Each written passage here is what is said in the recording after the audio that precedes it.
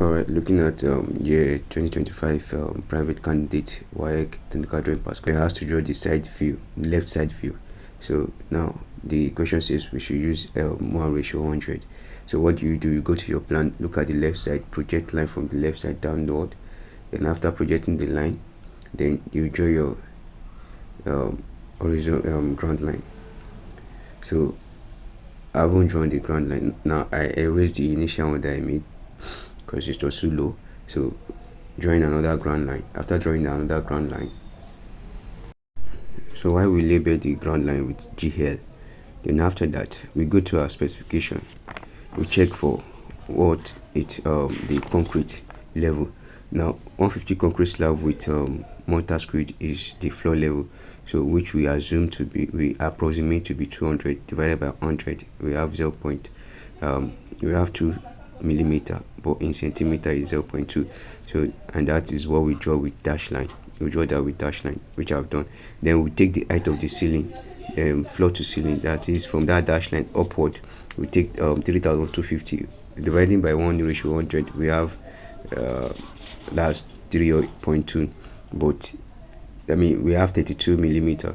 Then in centimeter 3.2, so which we use in drawing that.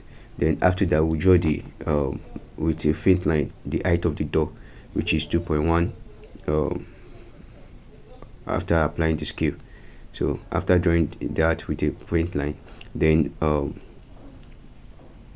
we go to our plan to project the dimensions, the width for the windows and the door onto the fainted line that we've drawn. Then after projecting the width of the windows and the doors, then we go to the specification also to check the height. Though in the video you can see the way I'm projecting the windows and the doors width. I projected it first to the ceiling, then later in order for me to have a straight and accurate line, that was why I projected it to the ceiling. Then later I'm going to turn my ruler vertically, then to, as I'm doing now, turning the to extend the dimension on the height of the window, the height of the door. Now window and door are always on the same height, so now we'll check the specification to see the height of our window in order to know where to the length to which to extend the windows. Now we have two type of window here. We have the windows for the bedroom and the stores, the window for the bedrooms and the window for the stores and bedroom. So the window one is for the bedroom, which is the height is 1200 and the width is 900, and which it is taken from the plan already. So we measure 1.2 centimeter by after applying scale. So we do that. Then for the store window, it is window 2, which is 600 by 600. So we do that. Then after that we put our frame. We apply the frame. Now the frame is 0.1. We apply the frame inward to the windows, inwardly to the window. The distance is going to be 0.1 inside the windows. So when we do that, when we draw the frame, then we also put the symbol for the windows. Now what type of windows are we asked to use in this building? We are asked to use glazed louvered window.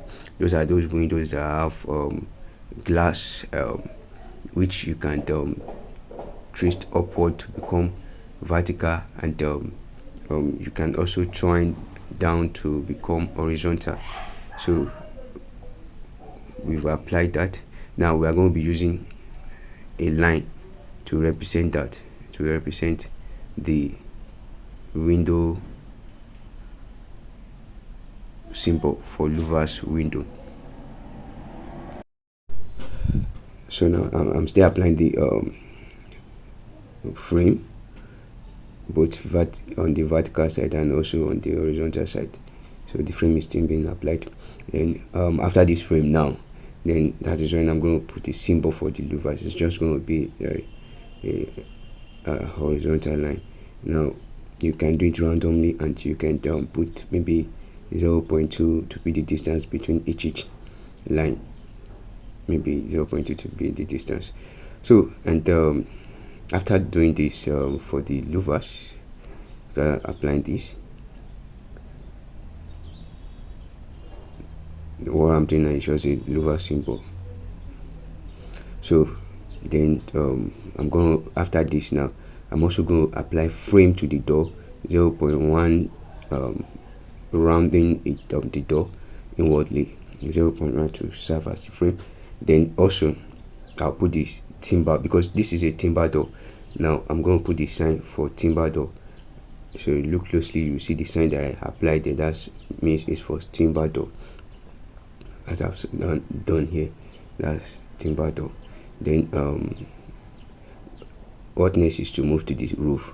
Now on the right and left side of the ceiling line, I will extend it by 0.6. That's the if. That's called if. Then after doing that, after extending that, but in this kind of, so the height, I'm supposed to put the height, I don't know, maybe I follow the height here, but the height is 0.3. I mean I fell for you 0.15, which I round up to 0.2. Then that's for the concrete. Before I will now apply the parapet wall. Now parapet wall is a line surrounding the roof, I mean a wall surrounding the roof. So now here the height is 0.7, while the width is 0.15, which you can also round up to be 0.2. And I haven't done that. That's the end of it. Then you just write your left side floor. You say rest left side elevation.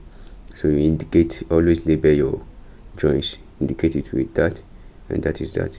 So please subscribe and share. Thanks.